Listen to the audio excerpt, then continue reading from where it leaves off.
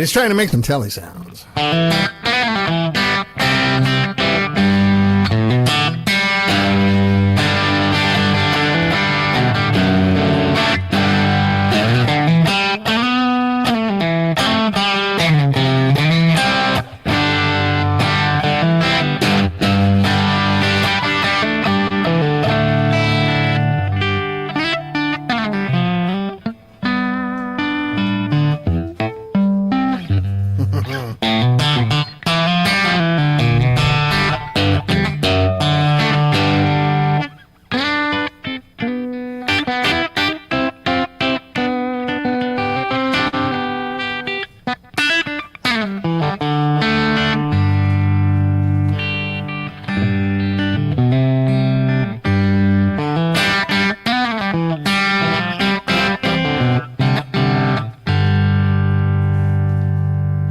Yeah, man. Ladies and gentlemen, this is a 19 Norseman rare guitars. That's right, Normans. Yeah, that's right. This, if I can get my cord untangled, is a 1951 Telecaster. This is kind of like one of the guitars that got us all started. Now, there was a Broadcaster before this, which is pretty much the same guitar. But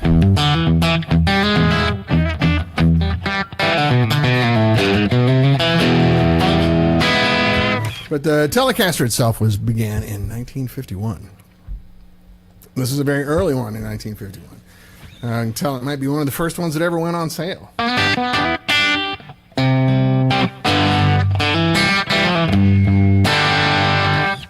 It's got a sound, and it's not a polite little guitar.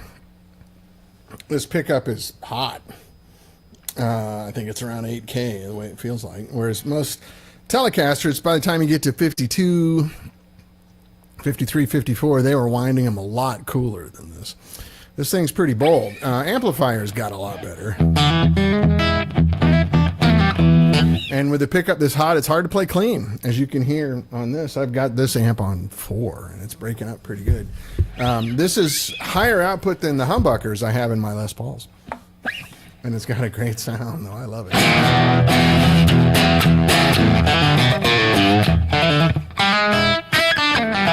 But it is a 51-year-old guitar with 51-year-old tuning keys and a 51-year-old bridge on it. So it goes out of tune a little bit.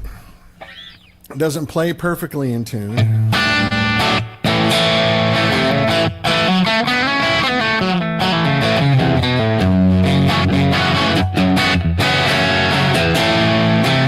But if you're in 1951 and you had a Fender Professional with two 6v6s in it, maybe two 6L6s,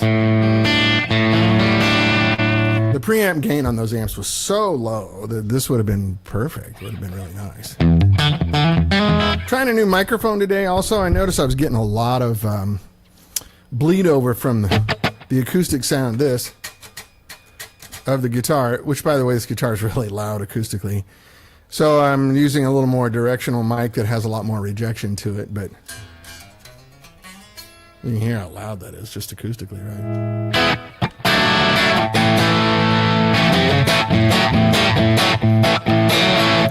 It's got that rock and roll sound, man. It's got that Keith Richards thing. It's got that Mike Campbell thing. I'm no mathematician here, but surely it's a 76-year-old guitar. It'd be a 74-year-old guitar, I think.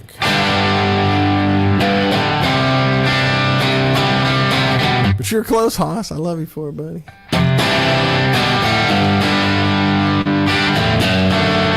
Yeah, 74 years old, and I'm old, and it's way older than me.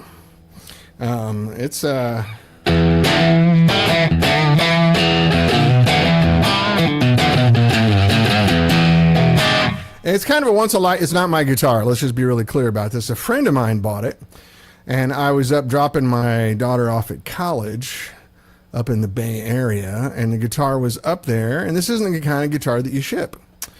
This isn't even the kind of guitar that you fly with. So I was up there. My Michael Branson says, I've heard mathematicians make great musicians. That's right. If you're playing jazz. Those are 2 years you can't remember, so they didn't happen. That's good logic. I like that. So anyway, the guitar was up there, and I was going to Berkeley, and the guitar was in... hang on a second. Let me get this thing back in tune while we're talking. I was in Berkeley, and the guitar was in Petaluma. So I drove up there, kind of farm country. Beautiful, beautiful area. Yeah. The only thing that's not standard on this guitar is it has a brass nut on it, which I normally do not like at all, but it seems to work on this guitar. Not my guitar, so I'm not going to change it. Oh, man. Weird thing about the brass nuts is the guitar goes sharp. It's kind of crazy. But that's a great sound, isn't it?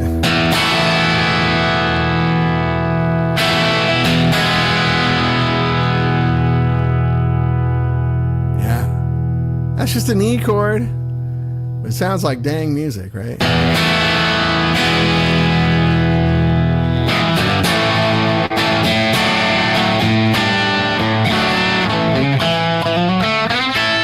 Now, if you guys are familiar with really old Teles, the neck pickup on these, the wiring on here has like a mud cap or something. It's very... I think it was meant to be jazz, right? So you can sit around and go...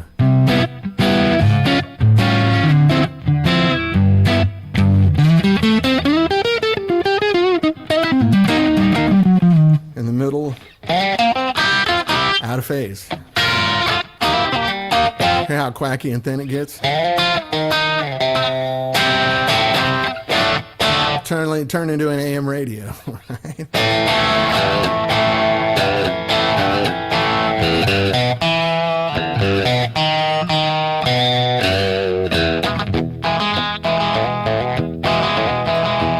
I hear that train a-coming. I go back to the bridge by itself.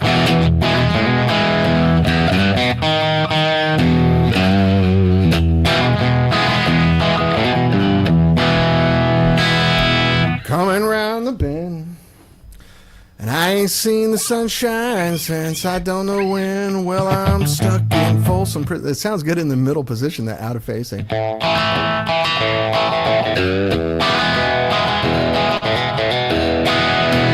Bridge.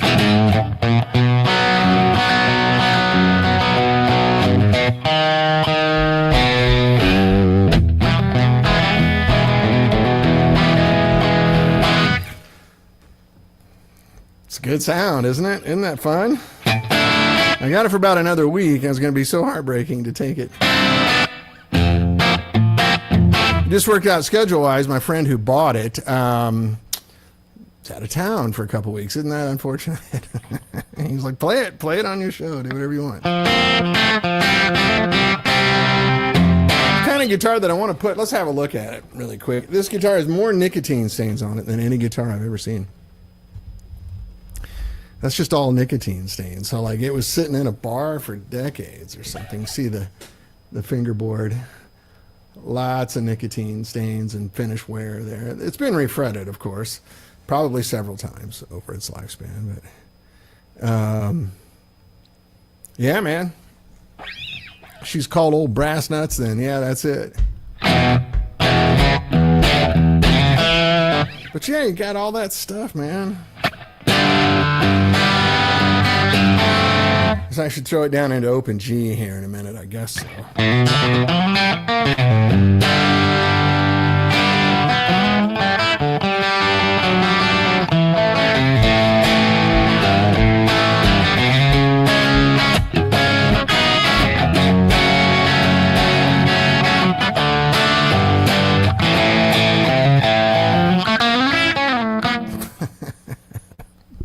I'm a little nervous playing this guitar, to be honest with you. I'm a little bit...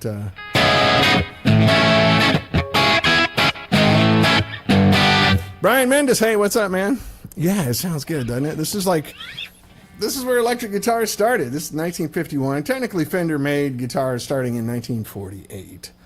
They made the Broadcaster, but then Gretsch Drums sued them because they had a drum kit called the Broadcaster. So for a minute, they scraped off the sticker and just said Fender on it. Those are called no-casters. Now, this guitar, forensically, we could tell that it was actually built as a Broadcaster. And then got a Telecaster sticker on it. That, and considering the numbers that are in the neck pocket and on the bridge plate here, this is one of the very first Telecasters to ever go on sale. The first bunch of them, were factory guitars. Leo had one, and his partner, Mr. White, and a few sales guys had them to go around.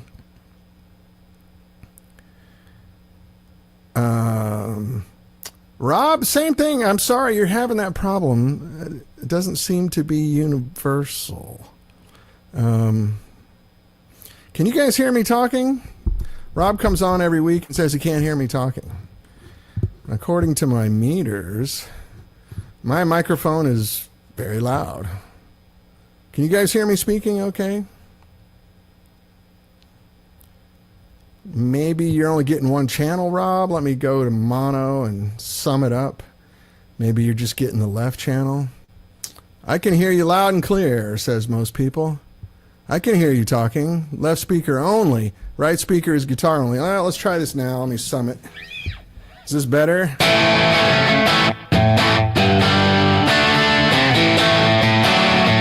So, Rob, it sounds like you only have one channel on your system.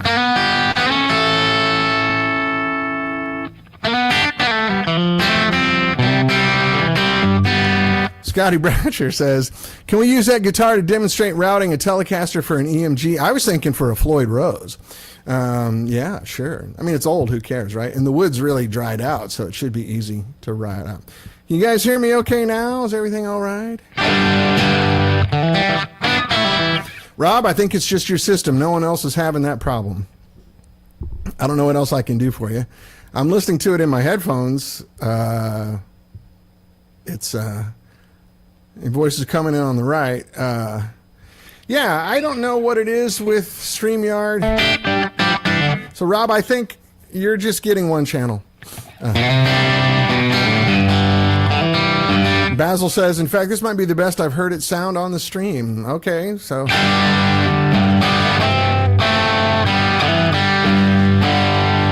I think it's your system, Rob. I don't know what to do for you, buddy. No one else is having the problem. Vocal audio just right. Sounds better than most weeks, but voices in one channel and guitars in the other. Still, I tried to sum it up center. That's weird because in my headphones it's not.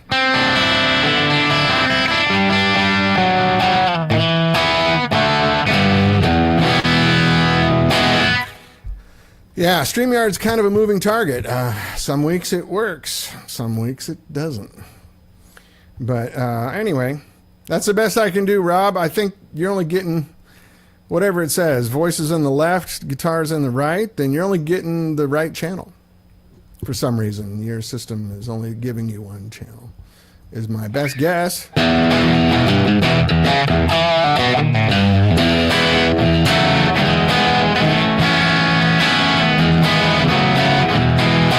That's weird, because I'm feeding it a mono signal. There's nothing else I can do, really. I mean...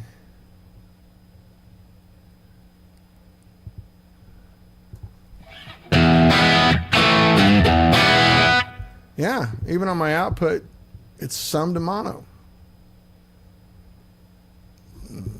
Let's see. Main output. Let's try this. Is this better?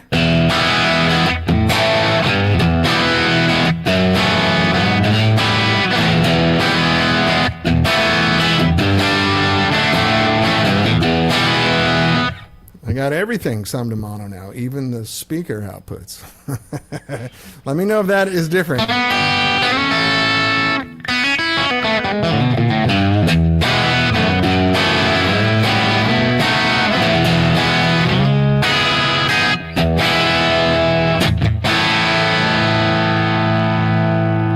I don't have a DAW here. It's just the interface software for the Apogee. Michael, that's a good question. I just got this little tiny mixing board metaphor.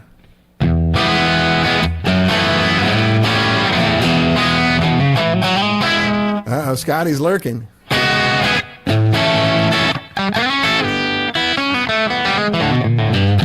But can you guys hear all that special little sparkle that good Teles have? There's an extra little chime factor on top of it.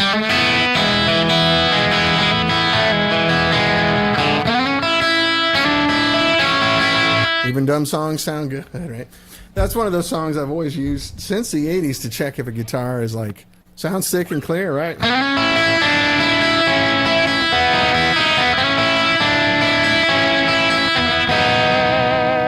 Kind of an insult to this guitar, isn't it?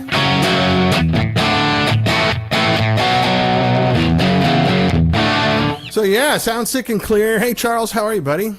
Charles Rivera from Puerto Rico checking in. What's up, man? Hope you're well, mi hermano.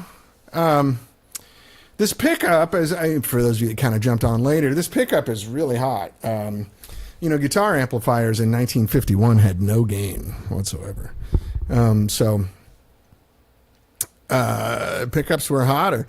And then as Fender started making amps with more and more gain and louder and more powerful, they started backing off the pickups.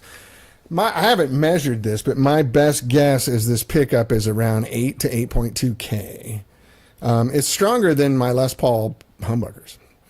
It's flat-poled, like you expect, you know, a broadcaster pickup to be. There is a hole in the middle of it. But this is the same guy that owns a 53 Tele I had here a few months ago. That pickup is so much quieter than this pickup. I would guess that pickup's 6.3, 6.5K. Whereas this 8, I wouldn't be surprised if it were 8.5, but I'm guessing 8.2, something like that.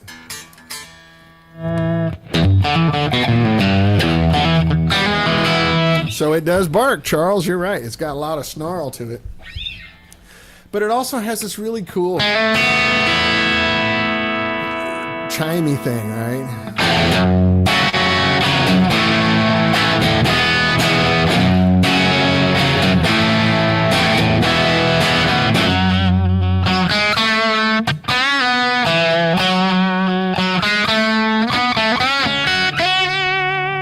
Got that thing.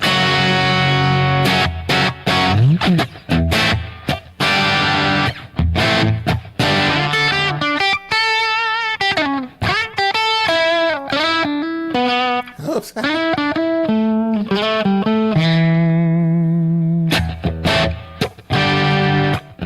little out of tune there because it's old. Let me stretch it, get it back in. Oh yeah, G string. Yeah, 74-year-old tuners, 74-year-old saddles, all that stuff. I don't know how old this brass nut is on here, but it works. You can see it real close there. You would expect a bone nut on one of these old ones, but it is brass. I normally don't like brass nuts at all, but it really works on this guitar. But I have a feeling anything will work on this guitar.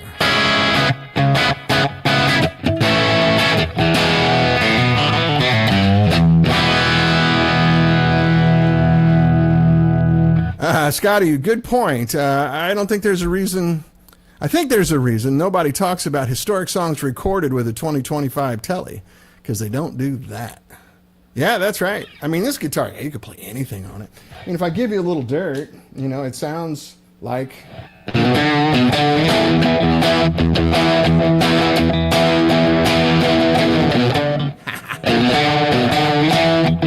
Which that was recorded on a Tele, right? Was that a 54 Tele that Jimmy had? And give it real dirt, which... Zeppelin never played this dirty, but people do it all the time. But the guitar handles it great, right? 58 Tele, Scotty says. Thank you. Yeah. Man, that's just. I was just, when I was coming in, I was just playing sort of a gospel church pattern.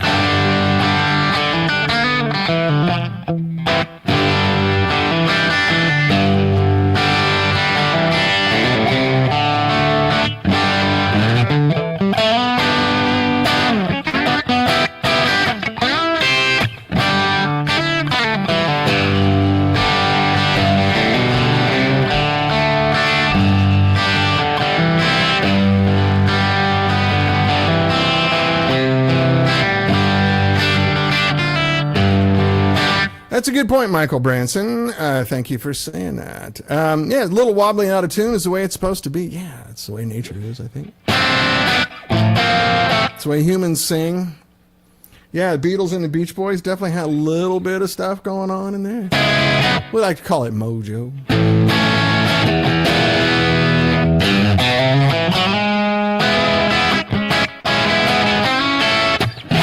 Let's throw it down into open G and see what you do.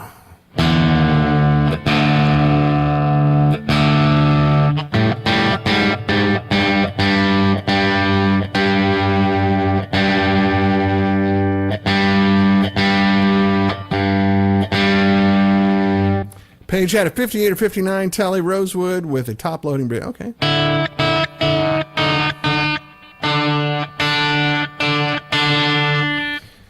Let's do this correctly.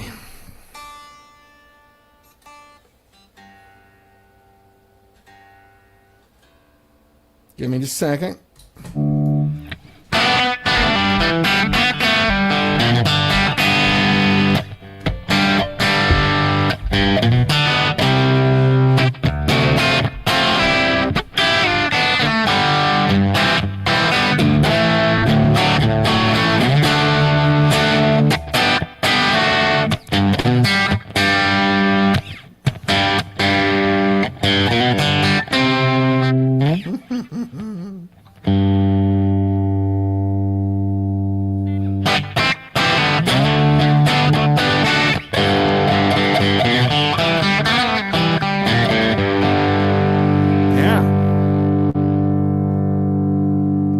This is how you tell Mike. That's right. Mike says that's the first thing I play when I tune to open G.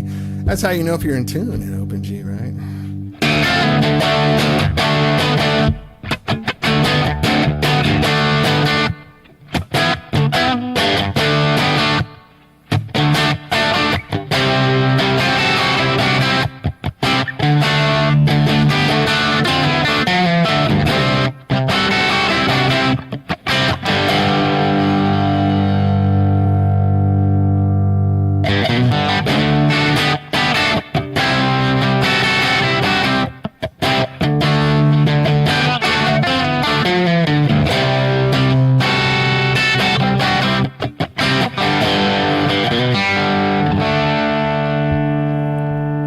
Pull this back up to E.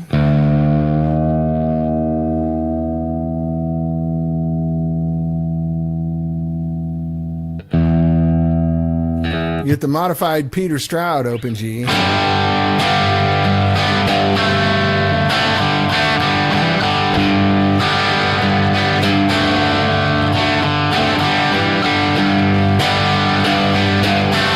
Shit, that just sounds right, doesn't it?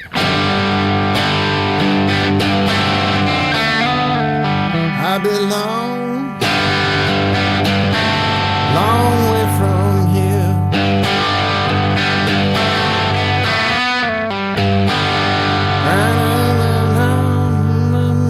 I wish I knew all the words.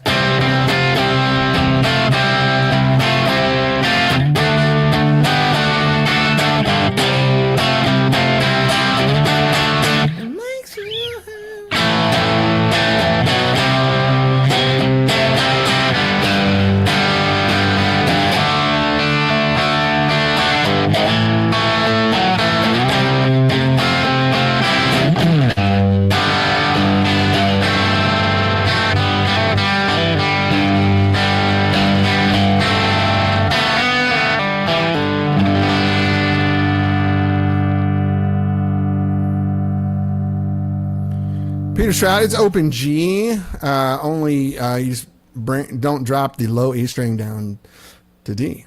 Just leave it at E. So you get this drone effect when you do that, right?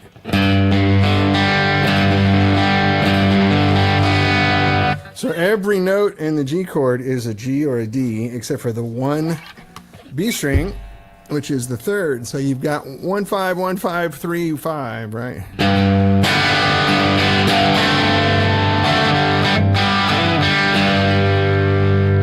That's the sound. I've heard so many people, because I happen to, have a lot of exposure to Sheryl Crow, obviously. Went to college with her, and then my best friend ends up playing guitar for her for 28 years now.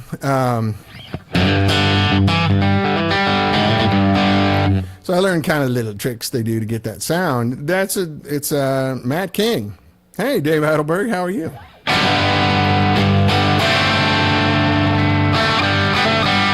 Did Matt King play on the original recording of that, Dave? Is that what you're saying?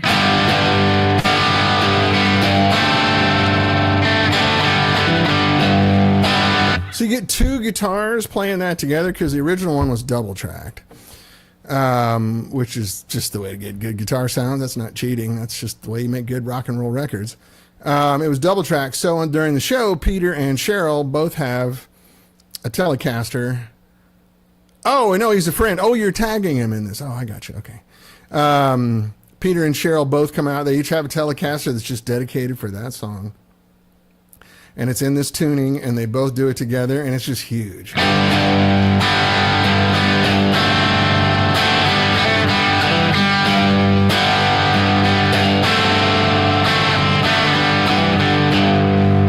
I love that sound. It's so good. Well, let's get this back up into standard tuning, unless you guys got some open G songs. Anyway, 1951, judging from the numbers on the guitar, I think it's one of the very first ones to go on sale in 1951, which was the first year they sold the Telecaster. So for 48 through 50, it was a broadcaster or a no-caster. And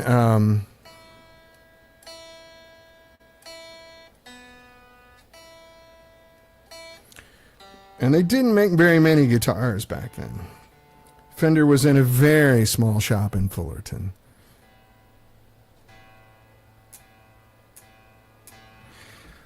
Like smaller than the shop I had in North Hollywood making amps. I mean, it was very few employees, very few products going out the door. Hey, Michael DeTemple's here. How are you, buddy? Good to see you. Yeah, this is a good Tele, huh? It's a 51. I should bring it by and let you have a look at it. You're probably very interested in this. I would love to meet your old Tele that said no November 49 on the end of the neck. Yeah, I should bring it over here and play it on the show.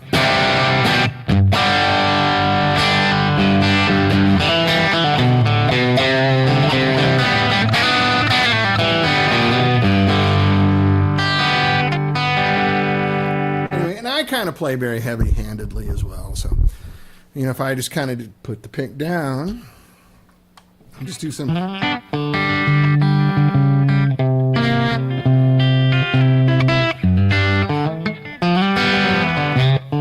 and screw up a lot, I think it would make it sound human, right?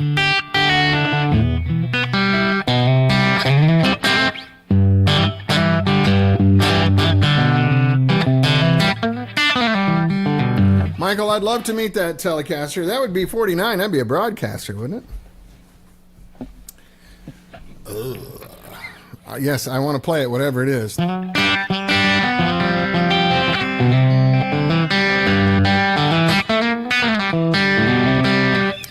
Michael, you can probably tell me, in 1951, it looks like they could tell that there's a couple little holes and stuff in the neck pocket or something they do that...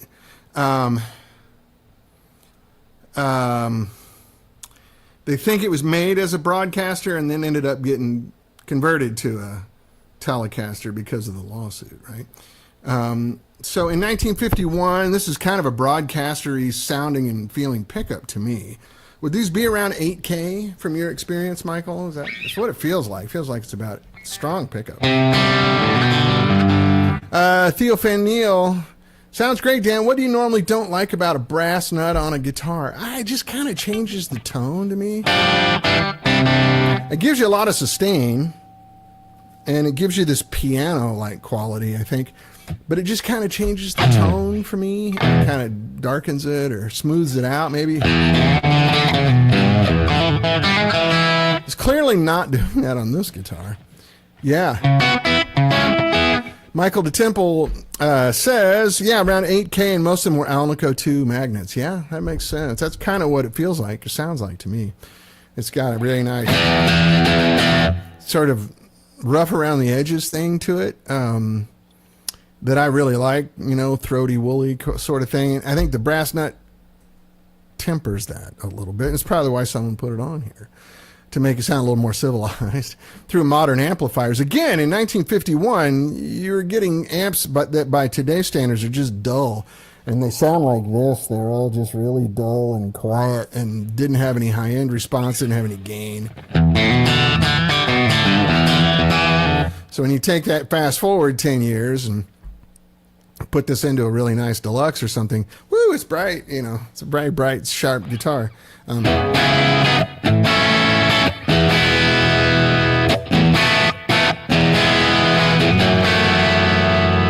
I can pull the top end off of it, That's kind of what amplifiers sounded like back then, but who wants that? I like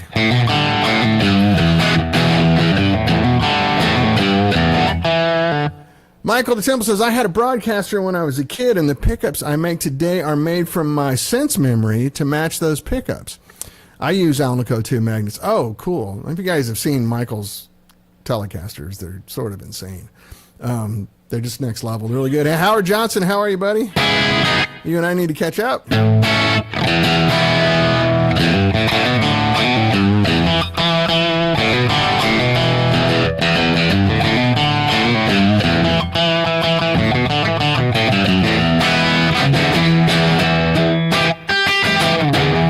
Song to play.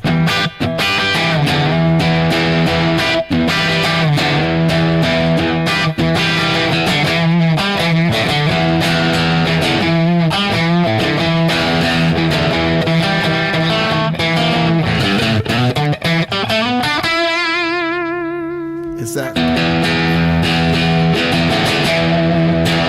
That's just not polite at all. I like it.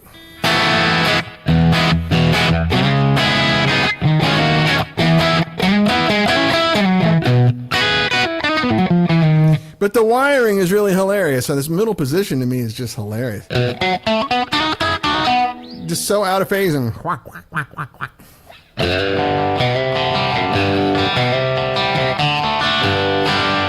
I guess that was considered a useful sound in 1951. It's kind of fun. And then the neck pickup is very dull.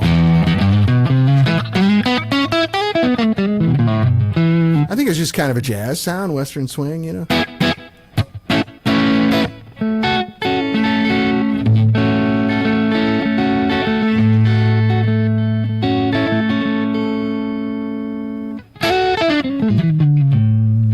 Michael Branson, let's see, what's your question here? Question for the curious, of course. Did you keep an example of each amp that you designed and built during the Hollywood run of 65? We have some. I don't have them all. I have access to them all. It's a long story.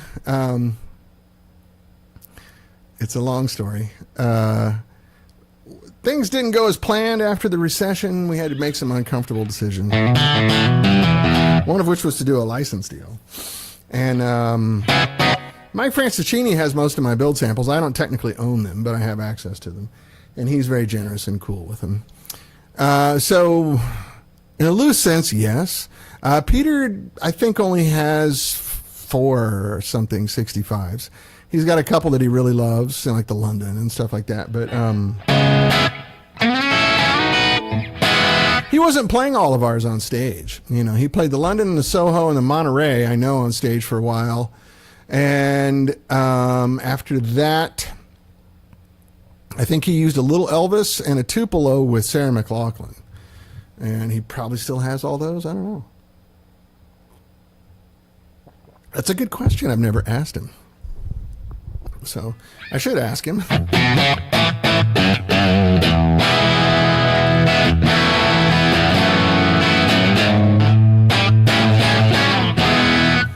But we do stay in touch with a lot of customers that have everything. There's some guy, I'm blanking on his name right now, who apparently needs to raise money rapidly. He's selling like 7 65s on the Fans of 65 amp. Jay Frisbee, I think is his name.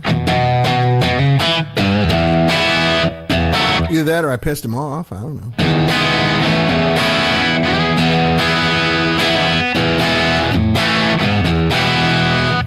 I don't think I pissed him off. I was just kidding. But I don't know why that song comes to mind. So what amp are we listening to? Yes, it's El Pompadouro, and I have the Orion tape echo on just very lightly, and I switched out for the Keeley 30 millisecond thing that has a nice little cathedral reverb on it. It's just barely on. Just a little tiny bit of verb there. I figured that's what we need for a Tele. Well, I can turn them both off. This is with nothing on.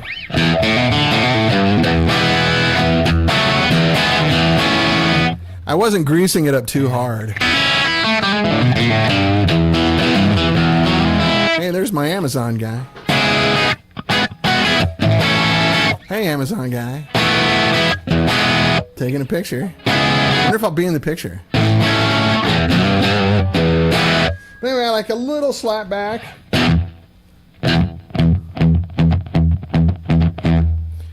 Just a little bit. Makes it sound like you're in the room with it. I don't know what that was. And then I go over here and just turn a little bit of cathedral verb on this Keeley pedal. Sounds like we're playing in a nice room. What's going on over there, doggies?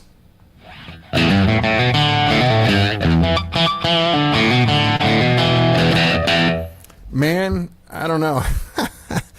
That song's on my short list, you know, and I've never been able to quite play it right, but who cares? I've never seen a band play it right. Even I saw Tom Petty and the Heartbreakers play it, and they didn't quite play it right, but they sounded killer. So, you know, that's not right. I currently have a little Elvis whiskey, marquee, 112 and a 212 cap. All right, Rob, well, we'll use you as a resource. We're not going to make too many of the old amps. We're just going to kind of do a few that are really popular. We can build them to order. But don't look for dealers to have them in stock, right? Going to sell a lot direct, like here on the show. I'm going to expand the social media presence a lot. And we have people working on that right now. As a matter of fact, there's all sorts of things under the covers. Hoss. I just want to know what the dogs thought when you were singing the chorus, if it makes you happy with an amplified Telecaster. Well, it's not amplified. I'm going through a UA aux box down here. I have this ultimate attenuator here, but that's not what I'm using. I'm using the UA. I'm going to tilt down a little bit. You can see it. See the UA down there and all the mess on the floor because it's my office. Hey, Randy, how are you, buddy? And I didn't go for the high note on if it makes you happy. I just kind of mumbled it. Makes you happy.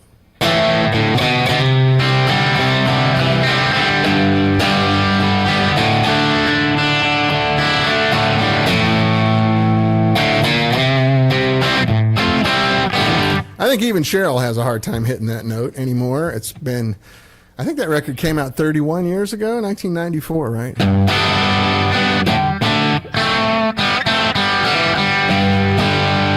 So it's that cool suspension, which is really a flat 7, right? You know, going to an F, but you leave the F root note out. It's the same as...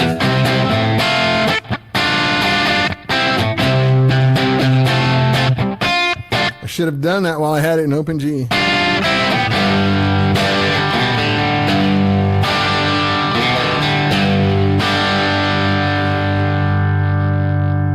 So anyway, this has inspired me to make my community telly better, and I'm going to put this in soon. This is RS Guitar Works and Mark Rudders together. So there was this guy in Atlanta named Dan Baird. He was the lead singer for the Georgia Satellites, if you remember those guys. And he had a 50s telly, early 50s telly, and it was a Blackguard. I think it was a 52 or 53. I think it was 52. And it sounded just ridiculous, but he had a little mod that guys did back then. If you push pull pot right here, it goes straight to the jack. There's no tone stack, nothing in the way, just straight wire to the jack. And it gave you a neat thing. And then also, if you notice, the switch thing is cut at an angle here. I got this from Mark Rudders. And I got this stuff is all from RS Guitar Works. You know, they're kind of really upgraded pots with the special element in them and the paper and oil cap and all this kind of thing. It's because when I play a telly normally, and then you notice the spacing, the knob's really a lot farther away from the switch than normally. So I'm a Gibson guy, so every time I was trying to flip pickups on the telly, I would hit the volume knob. And so these guys hooked me up. I just got to solder it in sometime this week. And we'll play the community. I can play the community telly now if you want to compare it to this, but I have a feeling it will not sound.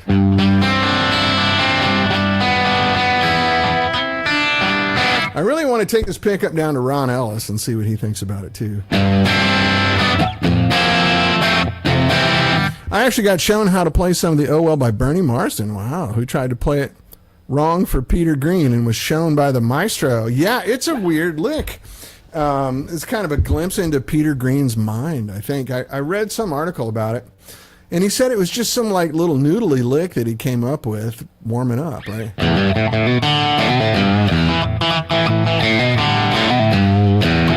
Mike Lee says, go Satellites. We played the same spots back in the day in Atlanta and Athens. Yeah, I knew those guys really well.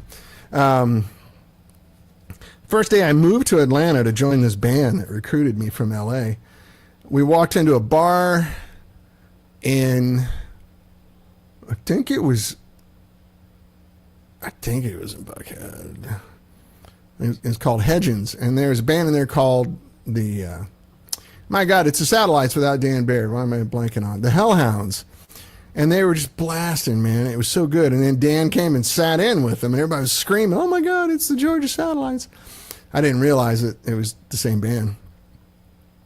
I did sell him gear at Rhythm City, yeah. I did a lot of bad things with Rick Richards a long time ago. Things I can't talk about. I don't think the statute of limitations has run out on him. Hammer it on the first fret of the A string. So yeah, you're right. As far as I know, it goes like this. Haas, tell me if it's wrong. So slowly.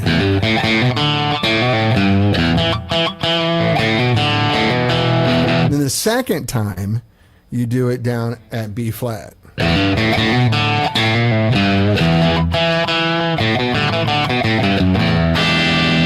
Or is it B flat both times? I always thought I heard a difference on the record, but I'll defer to Mr. Green. That's not right, because that's where everybody plays it wrong, including, unfortunately, Mike Campbell when I saw him doing it. And it's like an upstroke. And like, so you can get that obnoxious sound. Like this. Right?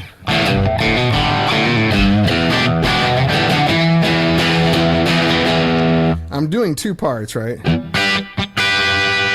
getting the... Oh, okay. Flat both times, so I can do that too. Is it so going up it's flat or going down it's flat? Or both?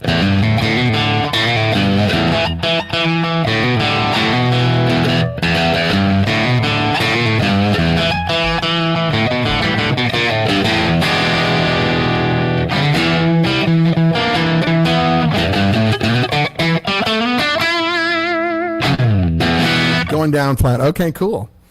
Hey, man, you're a lot closer to it than I ever was.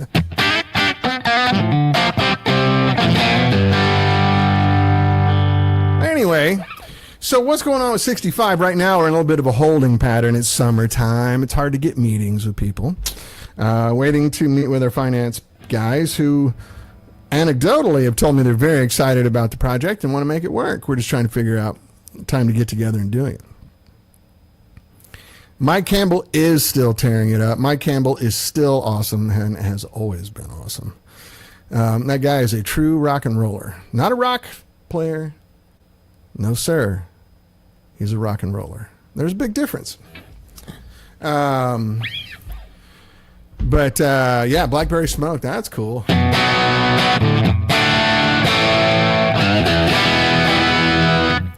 Yeah, Danny Kerwin, right, who played so much like him and no one can tell who played. I know.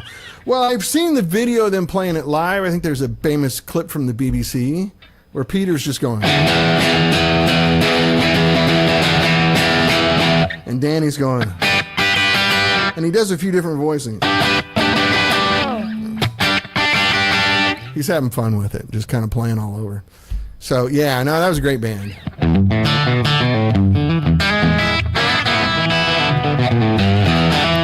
But I mean, one of the best lines of any song ever, don't ask me what I think of you, I might not give the answer that you want me to. Which is the most diplomatic way of saying, fuck you.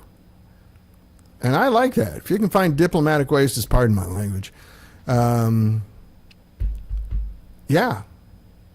If you can find diplomatic ways to do that, you're ahead of me.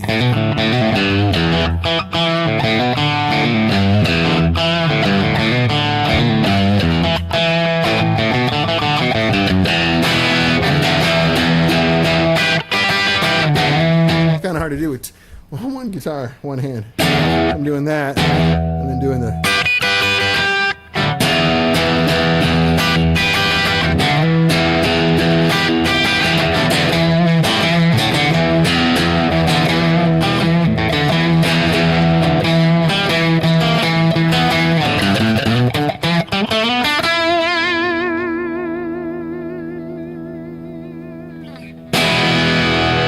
Man, I could play this guitar all day long. Just sit around playing any rock and roll song you want to do. And of course, you can sit around and go.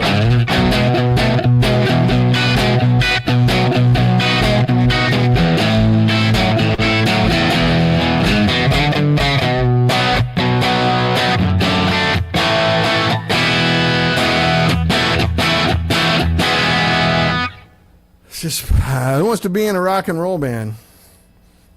I don't know anybody that does, at least in LA.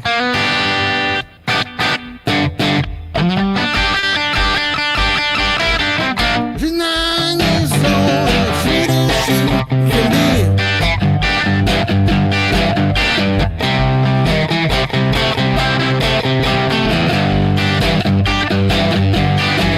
All dressed up like a downtown Christmas tree. She's a sweet little rock and roller. Daddy don't have to scold her. Sweet little rock and roll. Oh, it just, that's the shit. This guitar just does it, man. Even though I can't really sing, but it's a whole lot more rock than Landslide. Oh yeah, that was a different iteration of the band. Yeah, for sure. Yeah.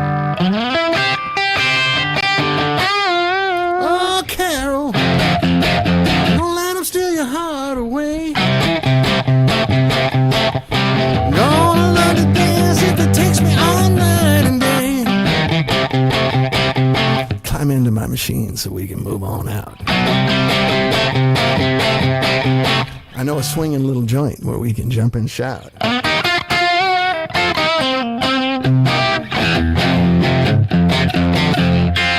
Yeah, baby. This is a good guitar.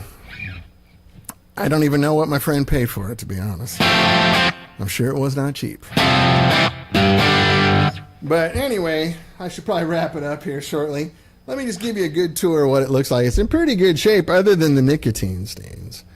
I think this back plate's been replaced, but the screws look normal. Lots of nice wear. And that's all just sweat and nicotine, I think, right there. But you can't wipe that off. This plate might have been replaced. It still has flathead screws in it. which I know everything was Phillips head by the mid-50s. So even the pick guard, there's flathead screws, and get in there. You can see really close. I don't know if you can see it on this webcam or not. Oh, thanks, Mike. Yeah, it's my high current thing with a pair of 6Ls. Yeah, I mean, I've got my little flyboard here. I mean, I do a little direct drive on it.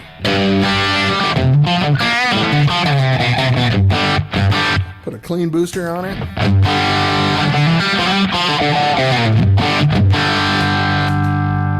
That's all I need. I got the Barber direct drive, the Source Audio Zeo, clean booster, Source Audio. Sounds like an Oasis song, doesn't it, Haas? Hey, speaking of which, I'm seeing Oasis next Sunday at the Rose Bowl. A little tape echo and some reverb.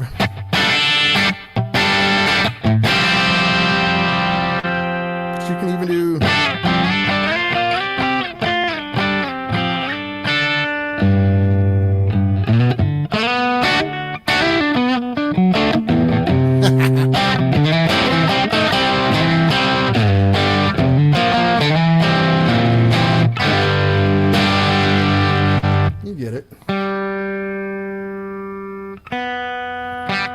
Tune pretty good because I'm beating the tar out of it.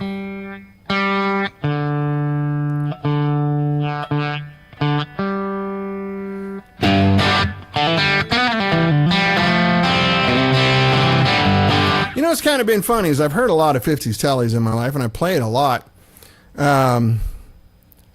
What is it? Always got busted for miming in the wings. Oh, okay.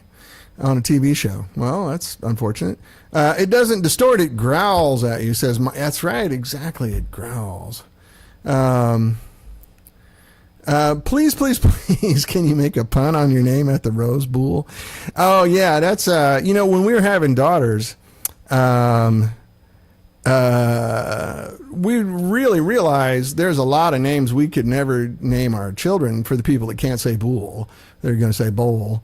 Even that guy that name checked me on the Logic plugin, I guess the London was the inspiration for the plugin in Logic. He called me Bowl. That's fine. How are you supposed to know? I don't get mad about it. But we knew we couldn't name a kid Rose. And then there's all these famous football games here in the U.S. Haas. So there's the Sugar Bowl and the Orange Bowl and the Peach Bowl and you know all these sorts of things. And so we thought it'd be funny though. We could name our kid Lova. She'd be like Lovable. Adorable. But yes, no, the Rose Bowl name, my family in Missouri call me the Hollywood Bull. But half of them don't say bull, they say bowl. The ones that married into our family still say bowl. Everyone in Missouri says bowl, so they call me the Hollywood Bull. Dang, that's good. But you can make all the puns on my name if you want.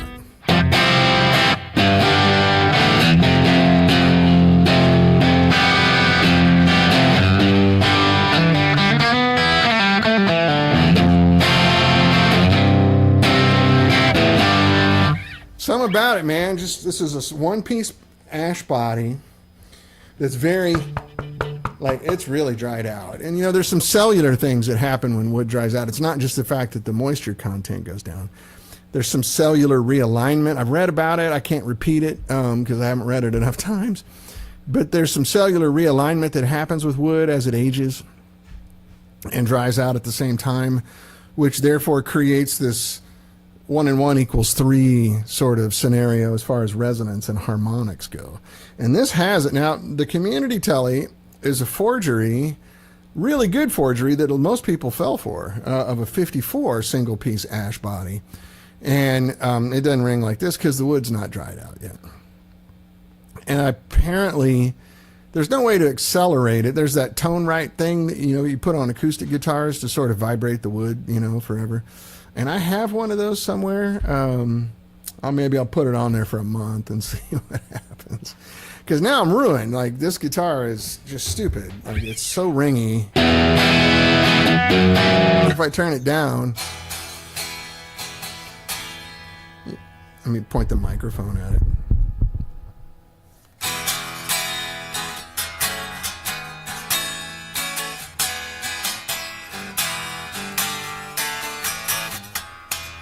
Can you hear that bottom end? It's just vibrating my chest. Like, the wood is so resonant. I don't know if you could pick that up or not, but like the wood is so resonant, it's crazy. I don't know that I've ever really played one like this. This might be a once-in-a-lifetime guitar that I get to play. So Haas Thompson, yeah, thank you for helping me out here. The wood becomes lighter, more stable, and sometimes a bit more brittle as the celluloses and sugars crystallize. It's 100% a real thing. Yeah, it is. Michael Branson says, I've heard full acoustics sound thinner. Yeah, when I played this for Scotty Bratcher, he said it sounds like a Martin. It does. Mike Leaptrot says, I just set acoustics in front of a loud amp for a few weeks. Actually, yeah, no, that tone right thing works great on acoustic guitars. I probably have some effect on electrics, maybe not as much, but I have one around here somewhere in a box. I just got to dig it out.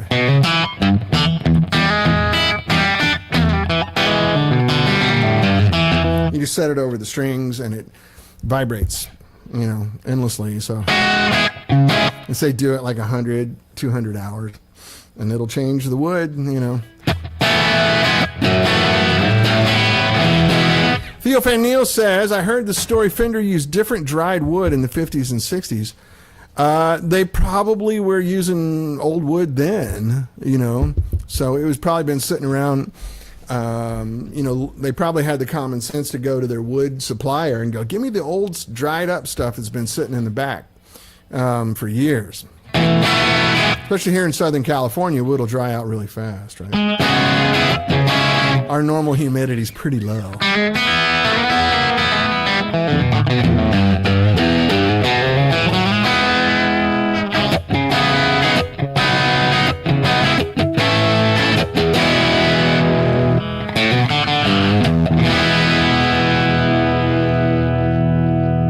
Haas Thompson says, old wood that's been properly cared for is great to work with, and you don't have to worry anywhere near as much about warping and splitting. Yeah, I know there's not much old growth wood around anymore. Mike, yeah, I used to live in Atlanta. Mike says, nothing is dry in Georgia. That's right. Nothing is dry in Georgia. You sweat in the shower there. Lots of humidity. But, yeah. But that's actually good, Mike, as guitars get older. Because they don't, once they've already aged and done their cellular realignment and everything, you keep them moist, they stay in good shape. Especially if you have vintage, like classical guitars and acoustics and stuff. Michael Branson says, love your shows. Until next week. Hey, thanks, man. I'm glad you made it by. I appreciate it. We're going to be expanding the show and doing a lot more stuff, but it won't be this hodgepodge thing in my home office. I'm going to get a proper setup and, you know, maybe actually mic stuff live instead of run through an aux box. Although the aux box works great. Yeah, the IR I'm using, is a Marshall 412 cabinet. There's other IRs, but I'm not wild about it. We can run through them really quick. I forgot what they are. I think that's so much reverb.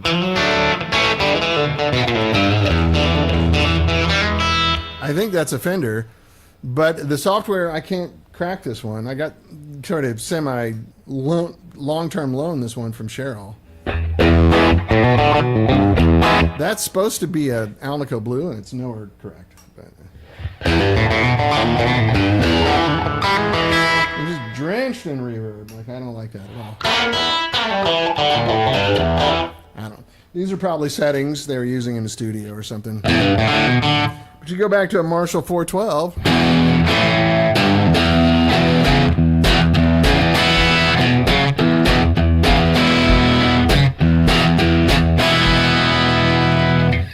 That's the Georgia Satellite sound right there. Tonight, tonight.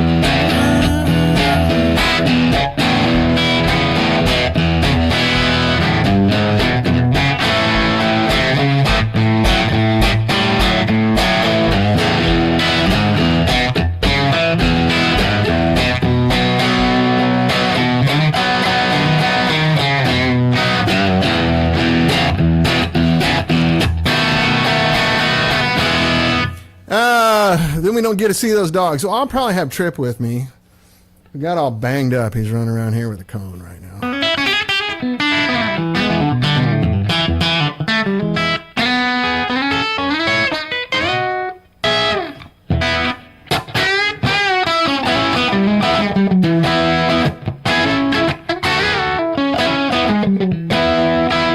Yeah.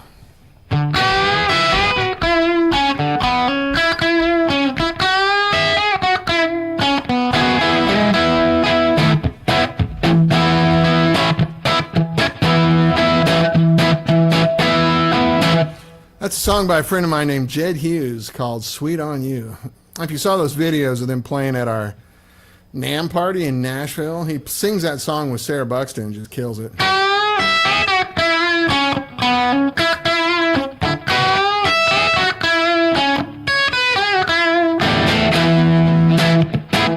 Greg, if you just tuned in, this is a real 51 Tele.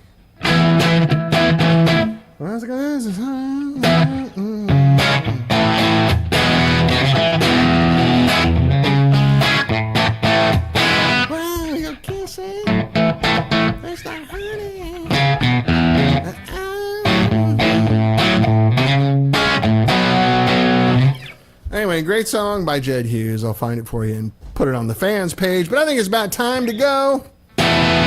There's a remote chance I'll have this next week. I'm not sure. I'm not certain.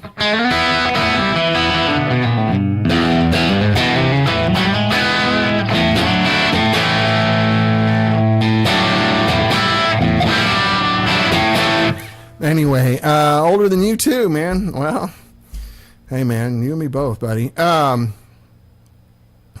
Greg Kaler, thanks, buddy. Sounds great. Yeah, it's not my guitar. A friend of mine bought it. I ended up driving it down from the Bay Area because I was up there taking my daughter to the college. So, yeah, man, what a treat. I'm kind of buzzing off of it and at a loss for words. It's just a Tele that's right.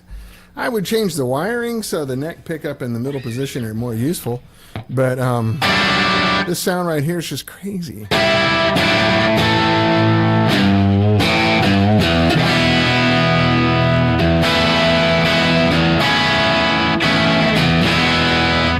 I could live with that forever. That's a desert island sound right there.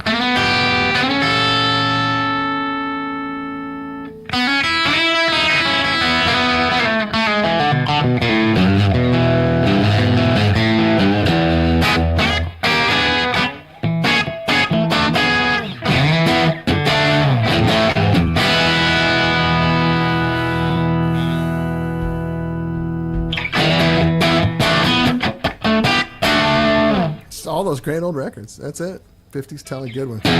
This is the sound everybody's been chasing for decades. Now I know why. I mean, I've played a lot of Blackguards, but it hasn't been in an environment where I could... I'm going to shut this off and talk for just a minute. I played a lot of Blackguards in environments where I could just test it. You know, music store, you know... Some of my big artists that bought 65s had Blackguards at their house. Here, try this. You know, you play it for a minute, and oh, thank you. That's really nice. And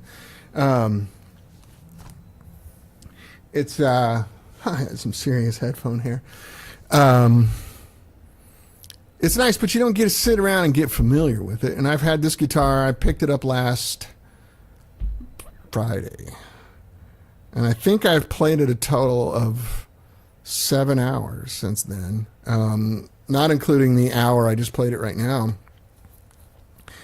And every time I play it, also, I didn't tell you how good it smells. It's got that smell. You know the smell. That smell. Like, holy shit, this is good. It's like sitting here playing it. It's throwing off nicotine and bacteria and sweat. Man, guitar sounds and smells. But anyway, I just fall in love with it, and I was really happy with the community Tele until I played this. So I'm going to work on the community Tele, make it a little better. But I don't know that I'll ever get to this until that thing's 71 years old. I ain't going to live that long. I'd be 131 at that point, but who knows? Apparently on Facebook they have a lot of supplements that'll make you last for... Anyway, I'll give you another look at this before we head out, because this is way more interesting to look at than I am. I just put it here so you can enjoy it for a minute. It's just a sweet old girl. So nice. So lovely. And God knows what stories this thing could tell. Looking at the stains and the wear marks and everything on it. It's just crazy. I hear dogs. What's going on back there? But anyway, see, the fingerboard is really cool if you get a good look at it. So when you see those relics and stuff, this is a relic.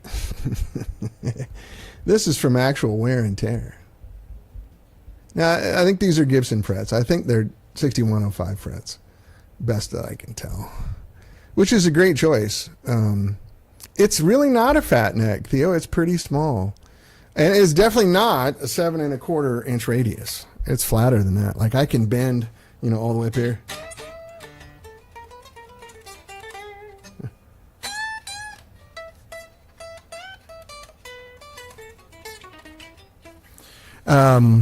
You can't do that on old Teles, really. By the time you bend above about the 14th fret, it just frets out. No one ever thought of doing that back then. You could play, but you can still do that. Darla, what are you doing back there?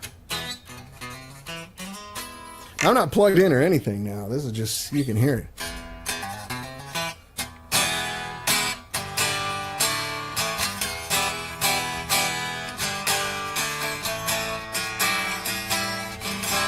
Have you ever heard an electric guitar ring like that out loud? That wasn't like a hollow body. I mean, that's louder than a 335 when you sit here and play it. So strings that vibrate that hard really make a nice thing into the pickup. Greg Keller says, what are your Island 2-3 pedals? My Desert Island pedals? Well, I can get by with just a dirt box and an echo, which is pretty much what I did. A rat pedal. I don't use the distortion on dirt boxes that much. I just use the gain, the boost on it. I use a little bit of distortion, not that much. Like when I just kicked in that Barber drive earlier, it might be 15%. It's just a nice little texture. I like pushing the front end of the amp better. That sounds to me more natural, pushing the tube hard than just introducing square wave distortion into it. I like a little slap back echo. I don't do the big long echoes, it just never suited me. When you're playing live, it's a mess. I spent most of my time playing guitar when I was a kid live. And so it was just about getting a big clear sound that people could hear. When you do the big long echoes, the Steve Lukather, stuff, it only works if you're the only guitar player in the band. And even then, you kind of get lost. Like, I love Steve Lukather, and I think he's a ridiculous guitar player. He's an anomaly amongst musicians. He's incredibly gifted, and his hands are just magic. But he used to come to MI when I went there, and this is like 1986, 1987. And at the time, he was kind of like, Toto was on fire, and he was also the most sought-after studio guy in L.A., and he came and he had his racks, full of Yamahas and whatever that big rack mount Yamaha thing we used to all have. Anyway, and I remember sitting there and I could see his hands just flying, and I remember turning to my buddy going, can you hear what he's doing? I thought maybe it was just me. And again, I would never say a bad word about Steve Lukather. He's amazing. I mean, truly ridiculous guitar player. But the echoes and stuff, I just couldn't do it. So anyway, back to your question. So if I'm fine with just a dirt box. I used to use one of the old Rat pedals, the big ones that didn't have a light on it. You just turn the level and the tone where you like it, and then the distortion was pretty low. So when I hit it, I just got to jump, and I didn't have to count on the sound man. As I got older, I started incorporating a clean booster and to do sort of the same thing. I have the Source Audio Clean Booster. It's called a Zio, Z-I-O. It has a temperament on there that sounds like an Echoplex, which I really like. And so when I was playing, it was a rat paddle and an EP3, the solid state version of the Echoplex. I made a living with that for a long time. And every gig, somebody go, man, that's a great tone. Let me see your rig. I'm like, it's an Echoplex, and I barely have this rat pedal on. I only used it for solos. I didn't leave the rat on. Oh, thanks, Greg. I appreciate it, man. It's okay. I don't have my reading glasses on either, but I have a 42-inch television here for my monitor so that I can read this without having to put on my glasses. I'm cheating. Anyway, I hope you guys enjoyed checking out. To me, I think this is kind of a piece of history. And it smells so good. That smell? I don't know what it is, bacteria. But it's that smell when you open up an old guitar case or pull an old amp out. And it's just like, oh, here it comes. Here it comes. Here comes the good stuff, right? That's what this thing, that's why I'm holding it here. It's got that smell. It kind of smells like your grandma's sofa. Your grandpa's closet. Whatever. It's smell of old things. It's a really good smell, though, on a guitar. And it's just dripping with it. I mean, my clothes smell after playing it. I smell like an old man, more than I already do. But yeah, I think it's brass ferrules in the back. You can see. And I don't know what strings are on this. I think they're Diodarios.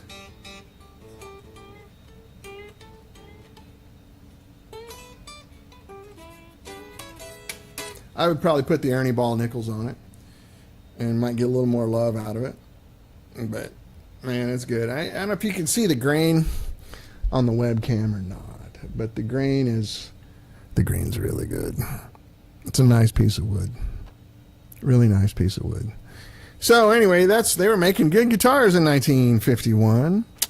And Alnico 2 magnet pickups and old growth maple neck. It's just so good. It's just so good. I think I'm going to spend the rest of my life chasing this sound, this feeling. It's they have a machine out at Fender. It's like a key cutting machine. You know how when you go to the hardware store, you put your key in one side and they put a blank in the other, and it just follows the shape of your key and then cuts the new key exact. They have a machine out at Fender to do that with necks. I would like to take this out there and see if they can make a copy of this neck. It's not real big. I mean, you can see it's not. On a scale of 10, I would call it a 5. It's right in the middle. And it's not there's a little bit of a shoulder here, not much. It's not V-shaped by any means.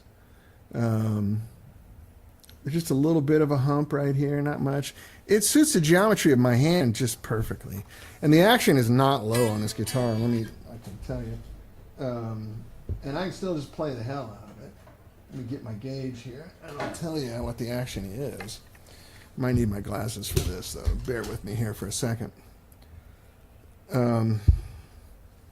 At the 12th fret, we are at over 0.08, 800ths.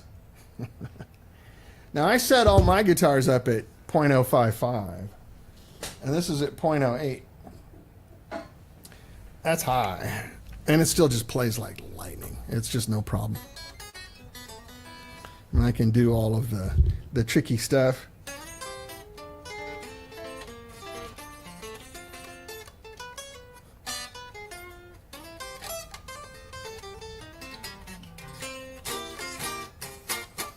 It's a good neck. It's really great.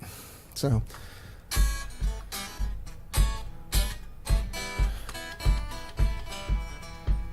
that's just finger picking. That wasn't even with a pick.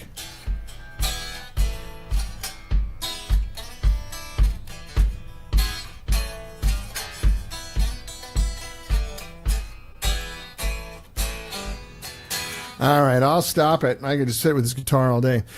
Anybody, you guys got any questions? Oh, I'll show you the case. Hang on a second. I'll put it back in the case. So you got to see this case. Hold on a second.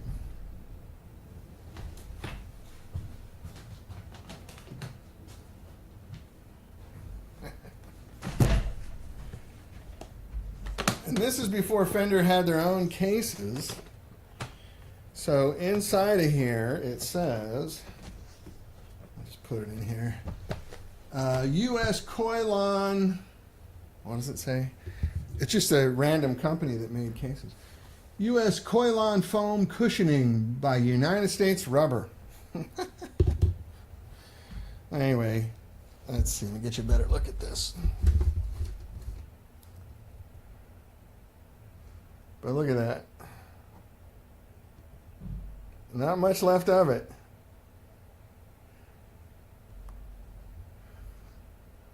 But it's a beauty, right? Hang on one second. Let me put this away and I'll come back. So, of course, being extremely careful with this and keeping it out of dog reach and all those sorts of things. It's yeah, 71-year-old guitar case. Got to be careful. With a very valuable guitar in it. I don't know what that guitar is really worth. I've seen lots of them around. It's a furry case. That's right, Hoss. I see lots of them around, but the prices vary wildly. I don't know that this one would be at the top end of the price range.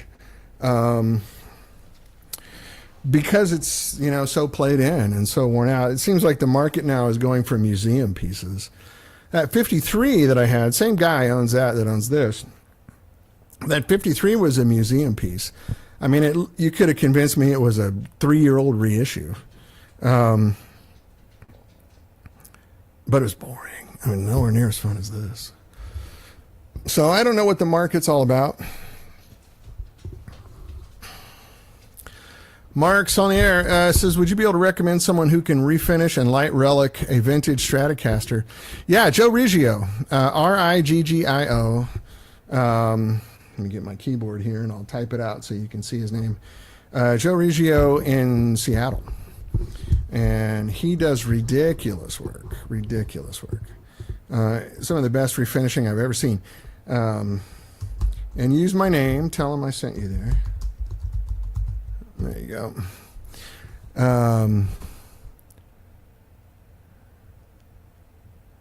There it goes, all over the place.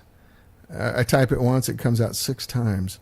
Yeah, Joe's the best. I mean, you know, Joe Glazer in Nashville does that too, but I know Joe Riggio's work, and it's ridiculous. I mean, it's forgery level stuff like the community telly I have. It's that good.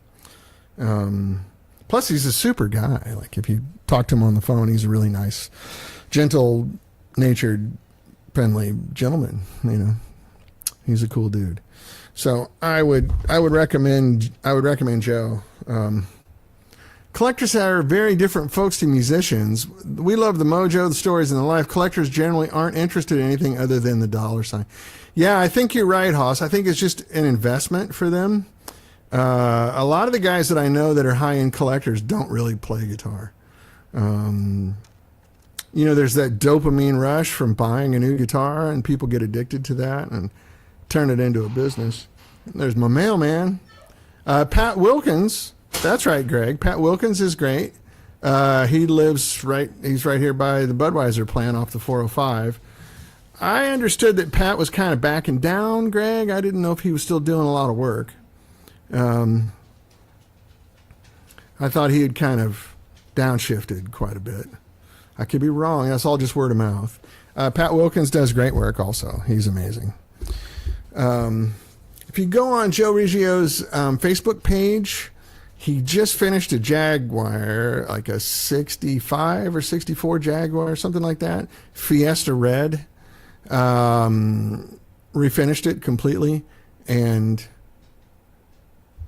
it was ridiculously good.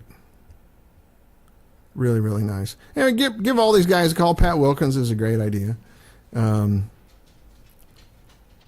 Oh, Pat Wilkins did your Fender Precision and the Les Paul. Okay, Randy, thanks. Yeah, I had been told Pat was kind of retiring or something. So I stand a little corrected here. Pat Wilkins. I don't know. Mark, you're in Canada. Is that right? If I remember correctly. Are you in Toronto or Winnipeg or something?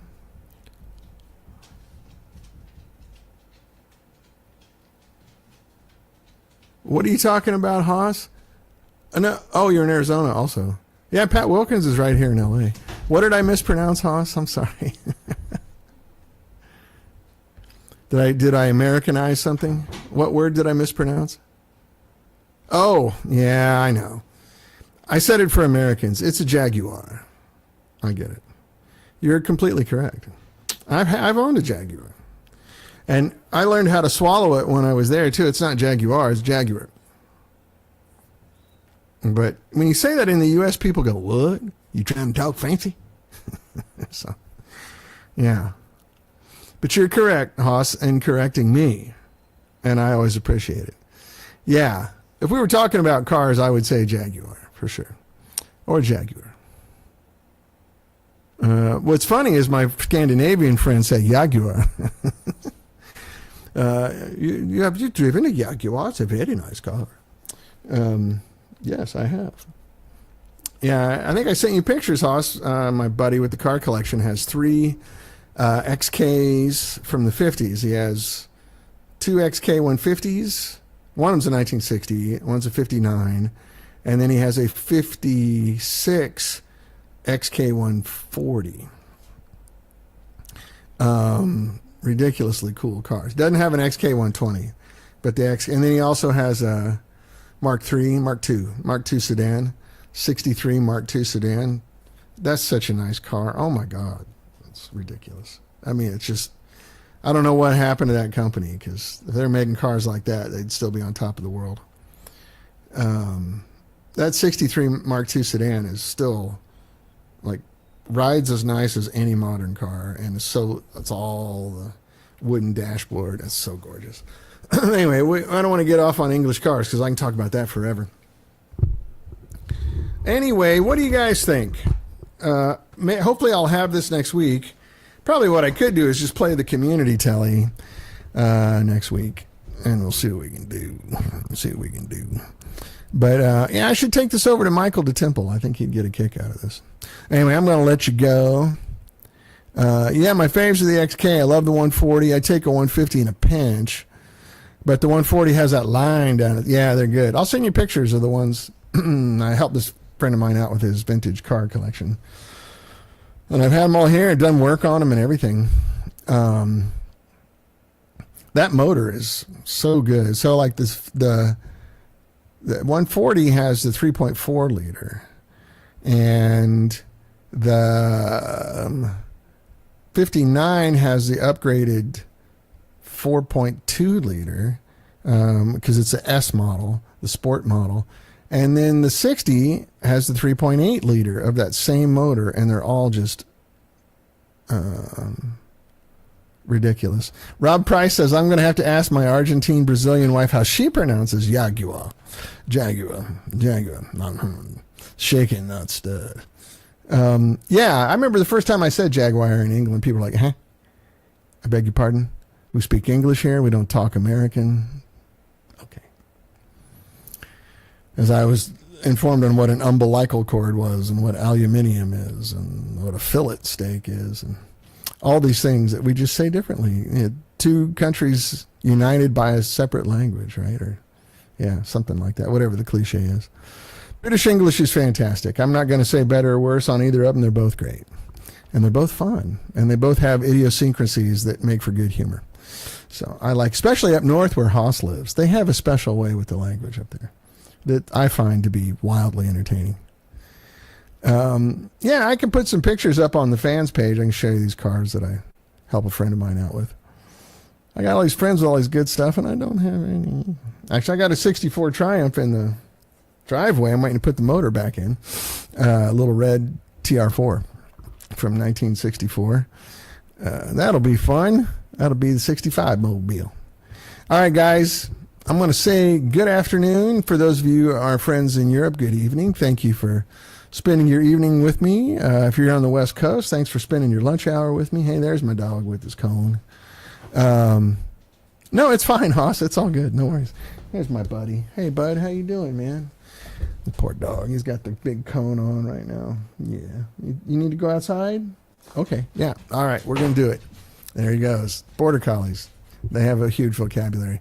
All right, guys. Love you. I hope you enjoyed the guitar. Might have it next week. If not, we'll have to settle for modern production nonsense. Okay. Love you guys. Take care.